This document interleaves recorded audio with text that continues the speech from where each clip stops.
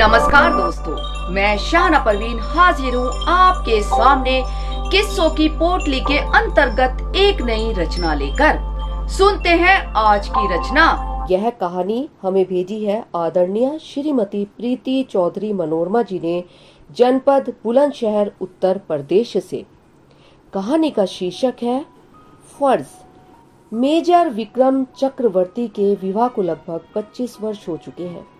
उनकी पत्नी और उनके मध्य मित्रवत संबंध है। दोनों एक दूसरे की भावनाओं का पूर्ण आदर करते हैं। विक्रम चक्रवर्ती एक सुलझे हुए विचारों के इंसान हैं। वहीं अंकिता चक्रवर्ती में उनकी अर्धांगिनी होने के समस्त गुण विद्यमान हैं। वह मेजर की मनोस्थिति देखकर ही उनके विषय में और उनके हित में सही निर्णय ले लेती हैं। दोनों का खुशहाल परिवार है। उनके परिवार में उनका पुत्र राघव और बेटी रोहिणी चक्रवर्ती है। बेटा स्नातक परीक्षा में उत्तीर्ण हो चुका है। उसके उत्तीर्ण होने की खुशी में घर पर एक छोटा सा आयोजन रखा हुआ है, जिसमें राघव के मित्रों को आमंत्रित किया गया है। संध्या काल में डोरबेल बजती है। अंकिता चक्रवर्ती अधीर होकर गेट खोलने के लिए दौड़ती हैं। आशा के अनुरूप उनके पति विक्रम चक्रवर्ती फौज से छुट्टी लेकर घर आ चुके हैं। एक लंबे समय के बाद अंकिता को देखकर विक्रम के मुखमंडल पर प्रेम मिश्रित खुशी की एक लहर दौड़ने लगती है।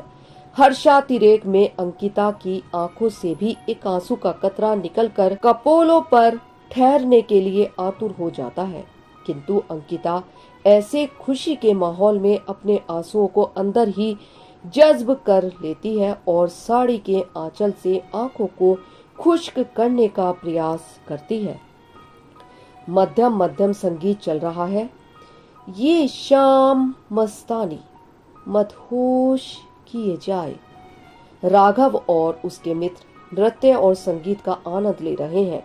अपने पिता को देखकर राघव फूला नहीं समाता है और उनकी बाह पकड़कर उन्हें अपने सभी मित्रों से मिलवाने लगता है और माइक थाम कर कहता है, मुझे अपने पिता पर गर्व है, जिन्होंने परिवार से भी अधिक अहमियत अपनी जॉब को दी, अपने देश को दी, अपनी ड्यूटी को दी। मैं भी पापा की तरह ही आर्मी ऑफिसर बनना चाहता हूँ।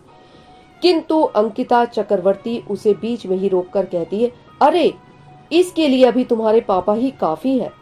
तुम्हारे पिताजी देश के लिए जीते हैं, कम से कम तुम तो हमारे लिए, परिवार के लिए जीना सीखो। तुम्हारी एक छोटी बहन भी है। यदि दोनों ही बाप बेटा देश सेवा करोगे तो परिवार का ख्याल कौन रखेगा। उन्होंने इतनी सहजता से यह बात कही कि राघव के मित्र एक स्वर में यस यस चिल्लाने लगे।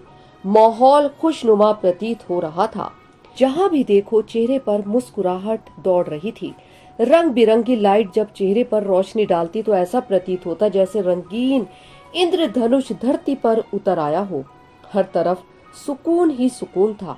कहीं पति के वापस आने की खुशी, तो कहीं पति के घर लौट आने का उल्लास, कहीं परीक्षा में उत्तीर्ण होने का जश्न, तो कहीं घर वापसी का खुमार। बहुत रात बीत गई और ऐसे ही कार्यक्रम अपनी गति से चलता रहा। अगली सुबह सभी देर से उठे। यह रात भर जागने का ही परिणाम था। नाश्ते की टेबल पर सभी जमा हुए। मम्मा नाश्ते में क्या बना रही हैं? तुम्हारे पापा का फेवरेट पोहा और पुदीने की चटनी। वाह भैया, मजा आ गया। मेरी और पापा की पसंद सेम है। अभी भैया की शामत आने वाली है। मैं और पापा ही नाश्ते का मेन्यू तैयार करके मम्मा को दिया करेंगे। राघव ने झूठा गुस्सा करने का उपक्रम करते हुए कहा, अरे मम्मा, यह तो घोर पक्षपात है। माना पापा ड्यूटी से इतने दिन बाद आए हैं, किंतु मैं भी तो आपका बेटा हूँ। यदि आप मुझे इग्नोर करेंगी तो मैं भी पापा की तरह फौज में भर्ती हो जाऊंगा और फिर आप मेरे लिए भी फेवरेट चीजें बनाया करेंगी, है ना माँ? राघव, मैंने तुम्हें कितनी दफा बताया है कि तुम स्वयं के लिए कोई और रोजगार चुन लो। मैं तुम्हें फौज में कतई नहीं भेजूंगी। तुम रोज रोज ऐसा कहकर मेरा जीना जलाया करो। दोनों बाप बेटा एक दूसरे के हाथ पर हाथ मारकर ताली बजाते हैं। देखो पापा, मम्मा तो मुझे फौज में जाने नहीं देंगी। ऐसा सोचने मात्र से ही इन्हें अपना बेटा शहीद नजर आने लगता है। मैं आपका सपना कैसे पूरा कर पाऊंगा पापा?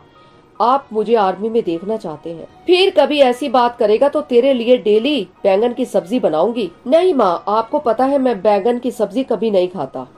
तभी तो कह रही हूँ, तुझे भी तो पता है कि मैं तुझे फौज में कभी नहीं भेज सकती। मेरा इतना बड़ा जिगर नहीं है। दिन इसी तरह व्यतीत हो रहे थे। मेजर विक्रम चक्रवर्ती के रिटायरमेंट में अब मात्र 2 वर्ष शेष रह गए थे और फिर एक दिन अचानक जैसे अंकिता चक्रवर्ती के जीवन में दुख का तीव्र चक्रवात आया और उनका हंसता मुस्कुराता परिवार तहस नहस करके चला गया। मेजर विक्रम चक्रवर्ती आतंकवादियों की मुठभेड़ में शहीद हो गए और उनके बेटे की तैनाती फौज में कर दी गई। राघव के लिए उसके पिता उसके परम मित्र थे।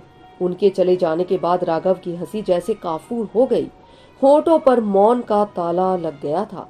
उसने स्वयं को संयत किया और अपने फर्ज को निभाने के लिए स्वयं को तैयार करने लगा। उसे अपने पिता को दिया हुआ वचन पूरा करना था, अपने पिता की अधूरी ख्वाहिश पूरी करनी थी। वह उसे फौज में देखना चाहते थे और राघव ने सहर्ष देश सेवा करना स्वीकार कर लिया। इस बार अंकिता चक्रवर्ती ने भी उसे अपना पूर्ण आशीर्वाद प्रदान किया और गंभीर स्वर में कहा, बेटा, एक बात सदैव याद रखना, तुम्हारे पिताजी अत्यंत वीर थे। आतंकवादियों ने उन्हें छल पूर्वक मारा है। मुझे उन 5 आतंकवादियों के शरीर मृत चाहिए, तभी तुम्हारे पिताजी की आत्मा को शांति मिलेगी। यदि तुम ऐसा नहीं कर सके तो मैं समझूंगी कि तुम अपना दूध का कर्ज उतारने में असमर्थ हुए। जाओ मेरे बेटे और अपने पिता का फर्ज पूरा करो। प्रशिक्षण के बाद लगभग 3 साल के अंतराल में ही राघव चक्रवर्ती ने अपना फर्ज पूरा कर दिया।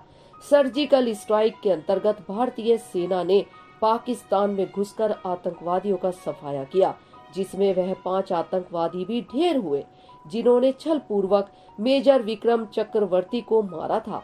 अंकिता चक्रवर्ती ने जब यह समाचार टीवी पर देखा तो हर्ष अतिरेक में उनकी आंखें छलछला उठी। सच में आज राघव ने अपने पिता के प्रति अपना फर्ज पूरा कर दिया है। आशा करते हैं आपको किस्सों की पोटली से यह रचना पसंद आई होगी। दोस्तों, यदि आपका हमारे कार्यक्रम से संबंधित कोई भी सवाल या फिर सुझाव है या आप हमारे इस कार्यक्रम में और भी कुछ देखना और सुनना चाहते हैं तो कृपया हमें कमेंट करके जरूर बताएं। आपके सुझावों का हमें इंतजार रहेगा। धन्यवाद।